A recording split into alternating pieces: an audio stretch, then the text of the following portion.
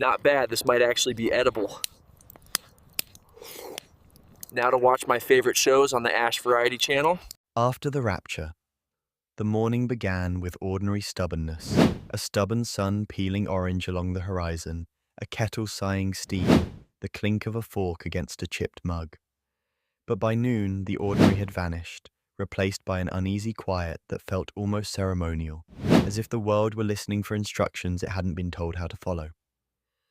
When the first phones flickered back to life, the screen showed lines of names no one recognized, followed by a single word, gather. It wasn't a command so much as a suggestion whispered through the static of 1,000 broken networks. People moved toward the center of towns, cafes, libraries, churchyards, where the air tasted of ozone and rain not yet fallen. No one remembered precisely what had happened. Some spoke of hours of bright memory, others of a long blank stretch in which the world exhaled and held its breath.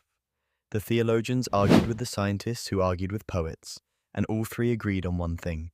Something Bookaghian had shifted the gravity of daily life, pulling away the distractions that kept humanity from looking at itself clearly.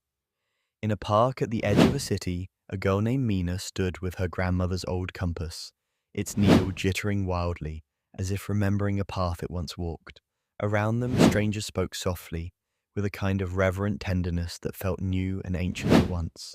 "Do you see it?" Mina asked the compass, as if it could answer. Her grandmother, who had spent more Sundays than anyone could count stitching quilts of stories from memory, smiled.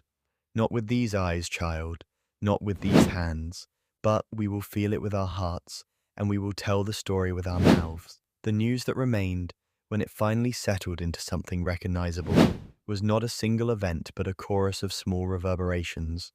Libraries reported a surge of readers returning books they had never finished, unfinished chapters, abandoned margins, notes in the margins of margins.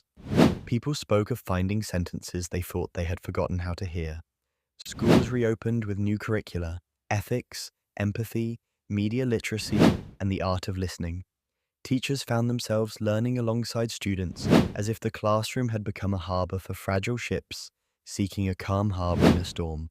Hospitals discovered that fear and panic healed differently when shared. Quiet rooms were built not for silence, but for compassion. Nurses learned to listen for the tremor in a patient's breath and name it before it grew into something louder. Neighbors who had once waved from their lawns now stepped over property lines to offer what they could: a meal, a ride, a roof, a story. The ache of loneliness softened when it found a chorus. In the weeks that followed, the world did not revert to its former state. Rather, it reassembled piece by piece, guided by a humility that had never seemed necessary before. People began to measure time not by clocks, but by the weight of small mercies. A child's handwritten note left on a doorstep, a stranger's invitation to share a chair on a park bench, the warmth of a hand offered to someone who had forgotten how to ask for help. There were debates about what had truly occurred. Some claimed it was a test, some a mercy, some a warning. Some simply called it a hinge moment, a gate through which humanity passed and found itself with a new gravity. The word most whispered in lamplight and lullabies was not judgment or salvation, but responsibility. The climate of fear that once gnawed at the edges of communities receded, not because danger vanished, but because people learnt to name their fear and move with it toward one another. If the rapture had taken something away, it had also left behind a map, an imperfect but honest map showing where care could travel when fear paused to listen. In a church that had once been crowded with pews and then with absence, a boy named Theo found a new seat at the back, where the light from the stained glass painted him in shards of color. He began to speak, not with certainty, but with questions that invited others to tell their own truths. "Do you feel lighter?" he asked a grandmother who wore her years like a quilt. "Light enough to carry someone else's burden for a few moments," she replied, tracing the rim of a teacup with a finger. That's what faith has always meant, to lend your shoulder to someone else's fear and call it home. As seasons turned, the world learned to listen to the in-between hours, the hours when the heart adjusts its pace to the new rhythm of life, after something indescribable and monumental. There were days when grief returned, heavy as rain, and days when hope arrived unannounced, bearing gifts not of gold, but of presence. Friends who stayed when it would have been easier to go, forgiveness offered before a request for it, and a shared breath that steadied a crowd. One night, Mina stood again with the compass, which had finally calmed, its needle pointing not to a fixed north but toward a faint, distant glow on the horizon. The light pulsed soft as a heartbeat, and for the first time in a long time, she felt sure of something she could not name. That the world, though altered, was not abandoned. It was a work in progress, stitched together by hands that chose mercy over fear, and by voices that chose to remember.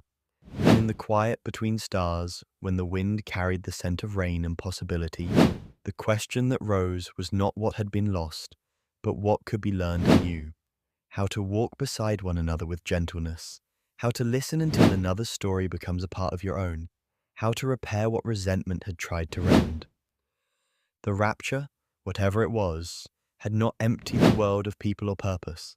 It had in fact invited humanity to grow into a version of itself that could bear the truth of its own fragility and still draw a map toward tenderness.